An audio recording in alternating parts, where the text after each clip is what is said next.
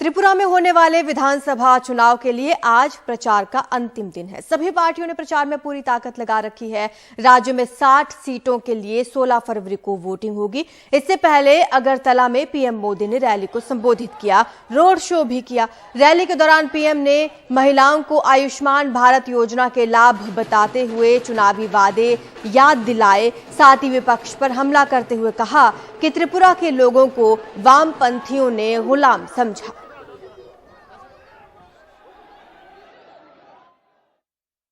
यहां जो हाल थे उसे त्रिपुरा के लोग कभी भी भूल नहीं सकते। सरकारी दफ्तरों पर काडर का कब्जा, पुलिस थानों पर काडर का कब्जा, व्यापार कारोबार पर काडर का कब्जा। वामपंथियों ने त्रिपुरा के लोगों को अपना गुलाम समझ लिया था। भाजपा सरकार ने त्रिपुरा में शांति और कानून का राज स्थापित किया है। दिल्ली में मेयर का चुनाव अब 16 फरवरी को नहीं होगा। 17 फरवरी को सुप्रीम कोर्ट इस मामले की सुनवाई करेगा। चीफ जस्टिस ने व्यवस्था बताते हुए कहा कि एमसीडी मेयर चुनाव में मनोनीत पार्षद वोट नहीं कर सकते हैं। इस बारे में संवैधानिक प्रावधान स्पष्ट है। इससे पहले एमसीडी मेयर पद का चुनाव कराने की 3 कोशिशें सदन में हंगामे के कारण विफल हो चुकी हैं। उपराज्यपाल ने 16 फरवरी को बैठक बुलाने की मंजूरी दी थी, लेकिन सुप्रीम कोर्ट में हुई सुनवाई में उपराज्यपाल कार्यालय की तरफ से कोर्ट को बताया गया कि चुनाव कोर्ट की सुनवाई के बाद ही करवाया जाएगा।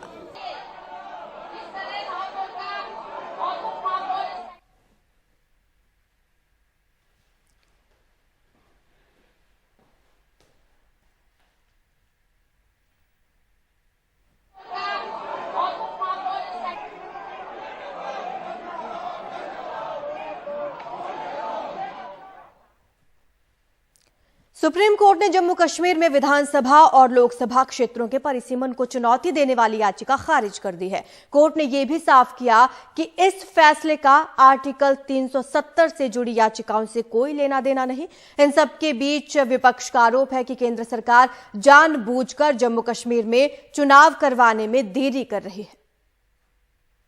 सरकार ने सब क्या जम्मू कश्मीर में चुनाव का रास्ता साफ हो गया है? एक स्ट्रक्चर होगा। क्या सुप्रीम कोर्ट के परिसीमन के कवायद को बरकरार रखने के फैसले के चलते इस साल वहां चुनाव करवाए जाएंगे? केंद्रीय गृह मंत्रालय का कहना है कि इस फैसले का असर चुनावों के होने या न होने पर नहीं पड़ेगा, क्योंकि कोर्ट ने कभी केंद्र द्वारा लिए गए फैसले यानी परिसीमन को रोका नहीं था। उस पर परिसीमन का काम पूरा हो चुका है। वोटर लिस्ट भी छप चुकी है। चुनाव को लेकर आखिरी फैसला चुनाव आयोग लेगा। उधर राजनीतिक दलों का भी कहना है कि इस फैसले का कोई फर्क उनकी राजनीति पर नहीं पड़ेगा, क्योंकि उन्होंने परिसीमन को पहले ही नकार दिया था। उनके साथ आर्टिकल 370 से जुड़ी याचिकाओं का मुद्दा कॉन्स्टिट्यूशनल बेंच के सामने अभी भी चल रहा है। सबसे पहले तो डिलिमिटेशन कमीशन को हमने सिरे से रिजेक्ट किया हुआ है। हमें कोई फर्क नहीं पड़ता है कि उसके बारे में क्या फैसला आता है। और जो रीऑर्गेनाइजेशन का एक्ट है वो ऑलरेडी सुप्रीम कोर्ट के सामने पेंडिंग है। 370 पेंडिंग है, सब कुछ पेंडिंग है। तो जब वो चीजें पेंडिंग है तो इस पे वो फैसला कैसे दे सकते हैं? तो ये तो एक डिलिमिटेशन तो एक टैक्टिकल रिगिंग का एक प्रोसेस था जो इलेक्शन से पहले रिगिंग करनी होती है। वो उन्होंने किया, मेजॉरिटी को माइनॉरिटी में कन्वर्ट किया, माइनॉरिटी को मेजॉरिटी में कन्वर्ट किया। इस बार जम्मू और कश्मीर में असेंबली चुनाव बदले माहौल में होगा। अनुच्छेद 370 के खत्म होने के बाद राज्य में पहली बार चुनाव होंगे।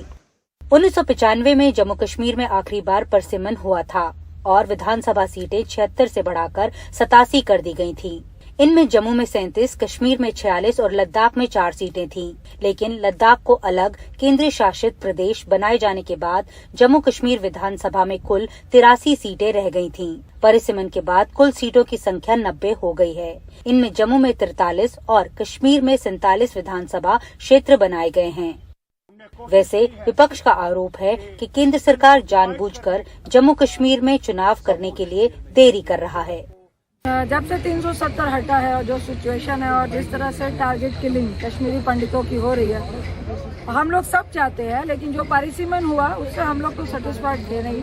उन्होंने सरकार की जो मंशा थी, जो भाजपा सरकार है, वो मंशा दिख रही थी। उन्होंने सीटों को भी बढ़ाया है, लेकिन जिस मंशा से किया है वहाँ पर जो जितने भी विपक्ष के लोग हैं, हमारे सारे जो अलायंस पार्टी के लोग हैं, वो लोग भी उससे सेटिस्फाइड नहीं थे। लेकिन तब भी हम ये चाहते हैं कि आप इलेक्शन कराइए और उसको इमीडिएट कराइए। अब देखना ये है कि ये कब तक इलेक्शन कराते हैं। पिछली बार चुनाव जम्मू कश्मीर में 2014 में हुए थे, तब लद्दाख उसका हिस्सा था। पिछले 3 सालों में वहां पे ग्राउंड सिचुएशन बदली है, भौगोलिक स्थिति भी बदली है और साथ में निर्वाचन क्षेत्रों की जो एक तस्वीर है वो भी बदली है। जाहिर है इस बार जब चुनाव होंगे तो समीकरण जो हैं वो नए होंगे और साथ में नतीजे भी जो हैं वो नए होंगे। नई दिल्ली से कैमरा पर्सन सचिन के साथ नीता शर्मा, एनडीटीवी इंडिया के लिए। कश्मीरी पंडितों ने सोमवार को एक बार फिर धरना प्रदर्शन किया और गवर्नर हाउस के बाहर नारेबाजी की। प्रदर्शनकारियों ने एक बार फिर कहा कि प्रधानमंत्री योजना के तहत मिली नौकरियों को निभाने के लिए उनकी सुरक्षा से खिलवाड़ नहीं होना चाहिए। जम्मू शहर में गवर्नर हाउस के बाहर नारे लगाते हुए कश्मीरी पंडित कहते हैं जान के लाले पड़े हैं और वेतन भी नहीं मिल रहा। एलजी साहब ने हमेशा बोला है कि हम बातचीत करने के लिए खुले मन से बातचीत करना चाहते हैं। आज हम उनके दरवाजे पर आए हैं, बातचीत का दरवाजा खोल दें। दरअसल जम्मू कश्मीर प्रशासन के ताज़ा ऑर्डर के तहत जो लोग नौकरी पर आ रहे हैं सिर्फ उनको वेतन मिलेगा, धरने पर बैठे लोगों को नहीं। जबकि धरने पर बैठे कर्मचारियों का कहना है कि सरकार पहले सुरक्षा का भरोसा दिलाए। ये सिर्फ एडमिनिस्ट्रेशन की गलती है, क्योंकि एडमिनिस्ट्रेशन ने ही हमें वहां से निकाला जब वहां पे हालात खराब हुए। आज तक सरकार ने इसके ऊपर, इस चीज के ऊपर कि हम अपनी जानों को वहां पे कैसे बचाए, वो हमें वहां पे कैसे प्रोटेक्शन देंगे, इसके ऊपर एडमिनिस्ट्रेशन ने कभी बात नहीं की। जो बाइका माहौल जीवन को लेके है, हमारे अंदर एक ऐसा कॉन्फिडेंस वापस नहीं आ पाता है कि हम बिना किसी प्लान के तहत घाटी में अपनी सेवाएं अभी दे पाए फिर से। उधर जम्मू कश्मीर के उपराज्यपाल ने साफ कर दिया कि जो कश्मीर डिवीजन के कर्मचारी हैं उन्हें सैलरी वही मिलेगी। नहीं हो सकता है कि घर बैठ करके तनख्वाह दी जाए। ये बात एक क्लियर एंड लाउड मैसेज है, ये सबको सुनना चाहिए, समझना चाहिए। मेरी पूरी सहानुभूति है। जम्मू कश्मीर प्रशासन हर प्रकार से उनकी सुरक्षा, उनकी मदद के लिए पूरी तरह से तैयार है।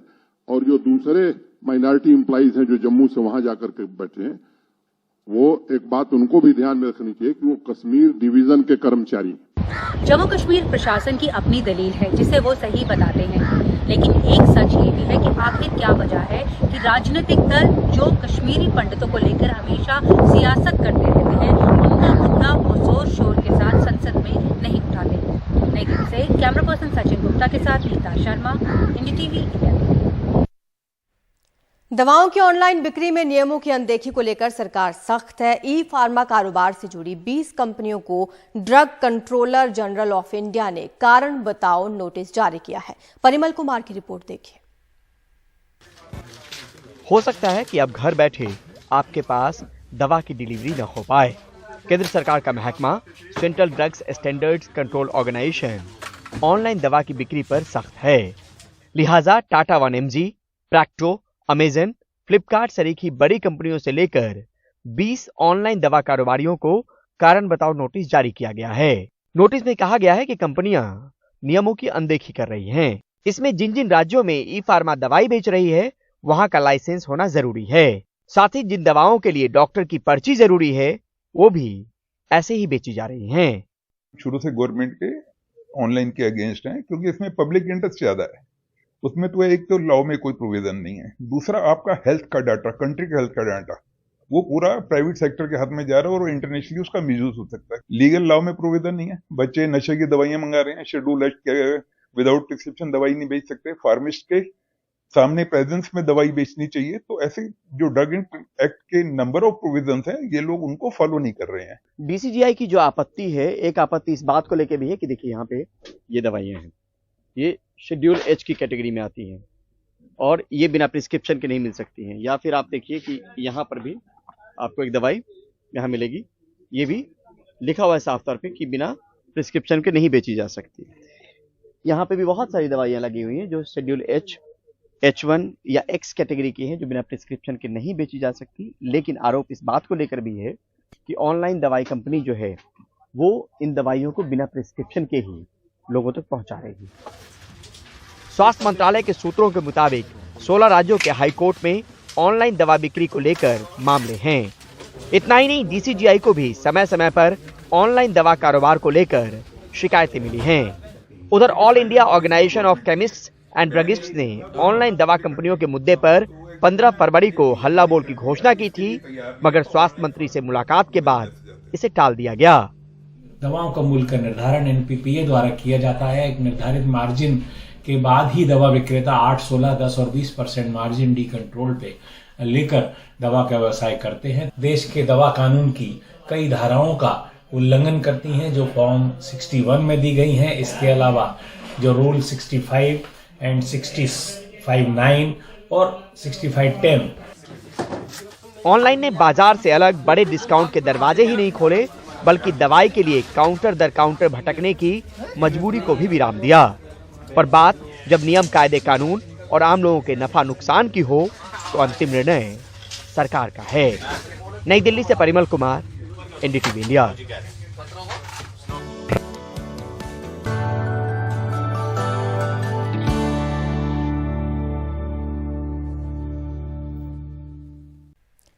तुर्की और सीरिया में आए भूकंप में मरने वालों का आंकड़ा 35,000 को पार कर गया है। राहत और बचाव का काम हालांकि अभी भी जारी है। कई जगह मलबे से अब भी लोग जिंदा निकाले जा रहे हैं, लेकिन भूकंप प्रभावितों को कई तरह की मुश्किलें हो रही हैं। लोगों को खाना पानी नहीं मिल रहा। इस बीच सीरिया मदद के लिए सीमाएं खोलने को राजी हो गया है। 6 फरवरी को तुर्की और सीरिया के सीमावर्ती इलाके में जोरदार भूकंप आया था। इधर हजारों लोग भूकंप प्रभावित क्षेत्रों से निकलने की कोशिश में हैं। इससे तुर्की के गाजियान्टेप एयरपोर्ट पर बहुत ज्यादा दबाव है। इसकी वजह है कि फ्लाइट कैंसिल हो रही हैं। दूसरी वजह है बड़ी संख्या में लोग गाजियान्टेप छोड़ना चाहते हैं क्योंकि आफ्टर शॉक्स बहुत ज्यादा आ रहे हैं। हमारे सहयोगी उमाशंकर सिंह की रिपोर्ट देखिए।